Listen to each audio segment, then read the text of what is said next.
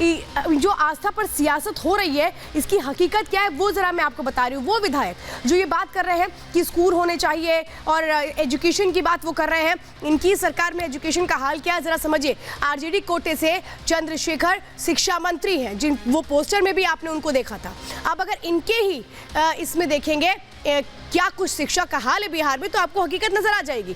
90% स्कूलों में बुनियादी सुविधाएं नहीं है। ये लोग शिक्षा की बात करते हैं, मैदान, लाइब्रेरी, चार दीवारी तक स्कूलों में नजर नहीं आती है। सरकारी स्कूलों में शिक्षकों की भारी कमी है, तो 78% विद्यालयों में महिला शिक्षकों की कमी है, तो 65% उच्च प्राथमिक विद्यालयों में महिला शिक्षकों की कमी है। ये इनकी हकीकत है जो ज्ञान दे रहे हैं। लेकिन सवाल तो यही है कि आखिर ये लोग संभलेंगे कब, सुधरेंगे कब? भगवान राम को लेकर के, राम मंदिर को लेकर के जो इस वक्त सियासत की जा रही है उसमें एक और चेहरा भी है। अब जरा वो चेहरा भी मैं आपको दिखाने जा रही हूँ। जो अगला नाम आता है वो आता है उदित राज का। अब मैं तस्वीरें आपको दिखाने जा रही हूँ। देखिए वो आज ट्वीट करते हैं उदित राज, वो कह रहे हैं मतलब 500 वर्ष बाद मनुवाद की वापसी हो रही है। राम मंदिर और प्राण प्रतिष्ठा का जिक्र नहीं है, लेकिन इशारा उसी ओर है उदित राज का, जो अपने ट्वीट के जरिए आज किस तरीके से एक तरह से बीजेपी पर एक तंज कसने की कोशिश कर रहे हैं। बीजेपी ने भी इसका पलटवार किया, लेकिन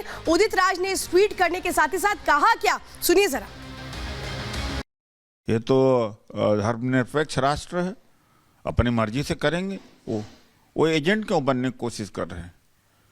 क्या कोई जानता नहीं क्या भगवान राम को? मुसलमानों को पता है उन्हें क्या करना है, हिंदुओं को पता है उन्हें काम करना है। बीच में ये लोग क्या कर रहे हैं? 2024 की तैयारी कर रहे हैं। तो उदित राज को इस वक्त आपने सुना, और उदित राज जैसे तमाम नेताओं को योगी आदित्यनाथ ने आज एक बड़ा और करारा जवाब दिया है। क्या कहा योगी आदित्यनाथ ने वो भी सुनिए जरा।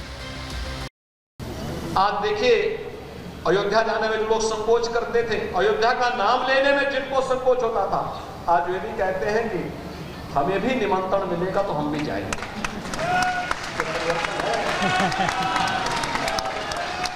यही परिवर्तन है। आप अपनी ताकत का एहसास कराएंगे तो हर व्यक्ति आपके साथ जुड़ेगा। तो आज अक्षत हर घर भेजा जा रहा है। अक्षत निमंत्रण अभियान की शुरुआत हुई है। राम मंदिर किस तरीके से बन रहा है, प्राण प्रतिष्ठा का वो जो मंगल घड़ी है वो भी करीब है, लेकिन इस पर सियासत भी पूरी तरह से हो रही है, क्योंकि सियासी पार्टियों को, विपक्षी पार्टियों को पता है कि 2024 की लड़ाई जो है वो राम मंदिर पर अगर होगी तो फिर उनका हाल क्या होगा। एक रिपोर्ट देखिए।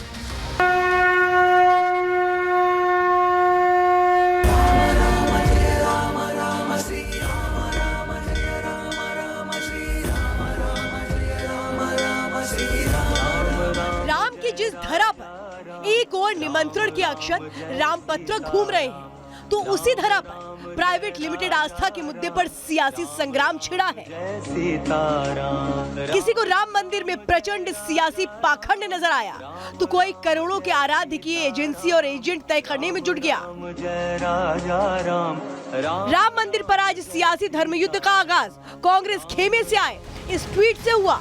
कांग्रेस नेता उदित राज ने ट्वीट कर मनुवाद का नया शिकोफा छेड़ा। करोड़ों दिलों की भावनाओं को दरकिनार करने का मकसद सिर्फ बंटवारे की राजनीति था, और उसके बाद पीछे राष्ट्रीय दल भी नहीं रहे। निमंत्रण देने वाले ये कौन होते हैं? इनके नाम से रजिस्ट्री हुई है क्या? और आगे जाए पीछे जाए, निमंत्रण क्यों दे रहे हैं भाई? अपमान कर रहे हैं भगवान राम का निमंत्रण देकर। श्रद्धा की तरह इसको देखते हैं, इसका राजनीतिक लाभ ले रहे हैं। राम मंदिर सुप्रीम कोर्ट के फैसले से बना है। राम मंदिर देश के तमाम लोगों का है, सिर्फ भारतीय जनता पार्टी का नहीं है। भारतीय जनता पार्टी तो ऐसा लगता है कि उस पे अपना कब्जा जमाना चाहती है। उदित राज के सियासी अनुवाद की व्याख्या सामने आई तो बीजेपी भी चुप नहीं रही। सियासत की धुरी घूमते हुए असली नकली भक्त पर अटकी। कोई सोई जो राम रखी राखा, जो भगवान राम चाहते हैं होगा वही। और भगवान राम चाहते हैं कि इनॉग्रेशन भी प्रधानमंत्री जी नरेंद्र मोदी जी के हाथ से हो, जो उनके परम भक्त हैं, ना कि उन लोगों के हाथ से जो लोग भरोसा ही नहीं करते, जिनके लिए राम केवल काल्पनिक है। तो राम की ही कहानी है, राम की ही रचना है, राम के ऊपर कोई नहीं है। किसी को कुंठा दिखाने की जरूरत नहीं है।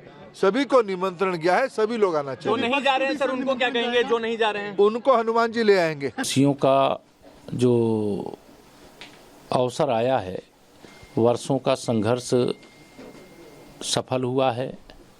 आज़ादी के बाद की ही समस्या नहीं, आज़ादी के पहले से 500 साल से पहले से थी, उसका अंत हो। एक ओर सियासत जाति और धर्म के बीच हिचकोले खा रही थी, तो दूसरी ओर आरजेडी के विधायक फतेह बहादुर ने एक पोस्टर के जरिए मर्यादा का सियासी चीरहरण करने की कोशिश की। पटना में चस्पा पोस्टर सुर्खियां बना तो बिहार की सियासत में भूचाल आ गया।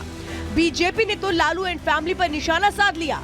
आरजेडी के साथ सत्ता में सहयोगी नीतीश की पार्टी भी फतेह बहादुर की बहादुरी को कोसने में जुट गई। इस प्रकार से हिंदू को गाली देना वोट के लिए किया जा रहा है, वोट की तुष्टीकरण के लिए किया जा रहा है। राजनीति में इतनी ओछी मानसिकता नहीं होनी चाहिए कि दूसरे के आहत को चोट पहुंचाए और भावनाओं को चोटिल करे, जो आरजेडी के लोग कर रहे हैं, लालू जी तेजस्वी जी करवा रहे हैं। नाम के विपरीत आचरण है। नाम रखे कायर बहादुर सिंह, तो ये लोग एक नजीर पेश करना चाहिए कायर बहादुर सिंह को कि हम भविष्य में ऐसे लोगों के घर पर वोट मांगने नहीं जाएंगे जिनके घर पर पूजा पाठ होता हो। जेडीयू की तल्खी के बावजूद भी आरजेडी के बयान बहादुरों के तेवर ढीले नहीं पड़े। पोस्टर में जो लिखा उसे अब अपनी जुबान से ताल ठोक कर कहने लगे। अब समझिए, अभी पूरे देश में डंबर फैलाया जा रहा है कि राम मंदिर में राम के जो राम लल्ला का मूर्ति बना है उसमें प्राण डाला जाएगा।